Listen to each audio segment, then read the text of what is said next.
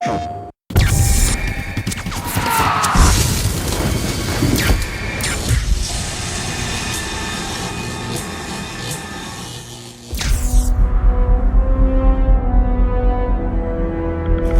City certainly has a lot of character. The DNA of superheroes takes place in major metropolitan cities, and so we knew all along we were going to do our version of Gotham, Empire City. Real cities are dirty, they're grimy, they've got clutter, they've got garbage in every corner. We started talking about the city breathing, the city groaning, the buildings crumbling off in the distance as music. Like, what would that sound like?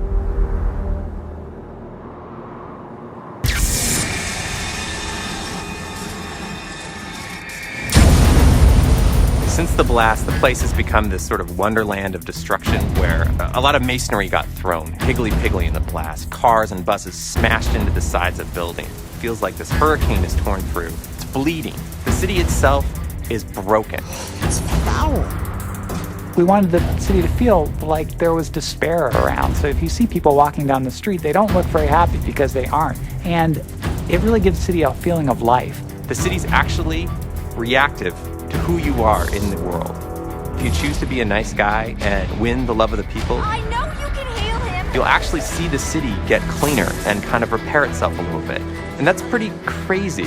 We wanted to make the thing have a character and sort of look back at you for what you did, to respond, and not to just be this inert mass.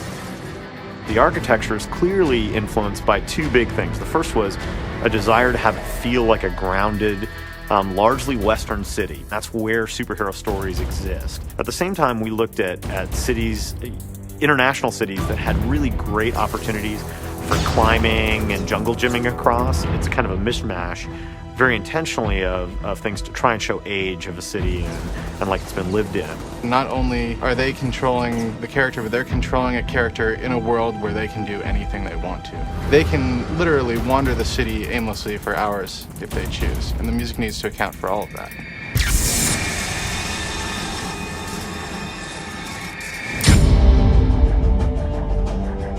It's been really important for us to approach the music like sound design, to really capture the spirit, the voice of Empire City. Even though we're in a big urban environment, we want the percussion and the instrumentation to be very tribal, very savage. One of the first things in this game that I was also approached about, which I've never seen in any other game and I've never had to do either, was to score things in two different ways depending on where you are in the game or how you're doing. You can choose to be a hero or an anti-hero, and the music needs to echo that. That was fantastic, Mark. There's an edgy, punchy, kind of dark and very thoughtful component to the music.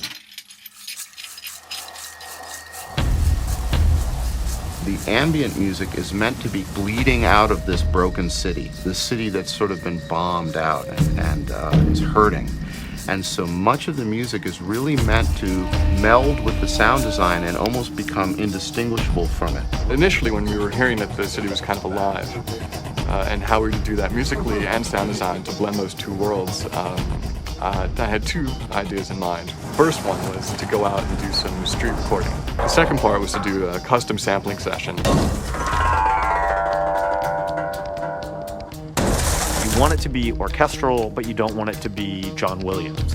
You want it to have, a little bit more of an urban quality to it. We were sort of driven by kind of an industrial feel, a lot of percussion. The way that we address that is by using a lot of instruments that are very rustic and urban, like trash cans and metal pipes and cardboard boxes, and just beating on all kinds of different things in different ways. And then at the same time, we've taken a lot of really conventional instruments and tried to play them and use them and, frankly, abuse them in really unconventional ways. Not to mention that our artist, Amon Tobin, manipulates sounds and carries them into a completely different space, so that even the combat music has this effect of sounding like the city is kind of throwing its head back and roaring. The thing that's really different about inFamous is the level of density we have in the city. It makes it a much more enjoyable environment to play in. We want the whole thing to be an immersive experience. You experience the city more than just hear it or feel it or play it. It's the combined efforts that really make inFamous something special in terms of the whole package.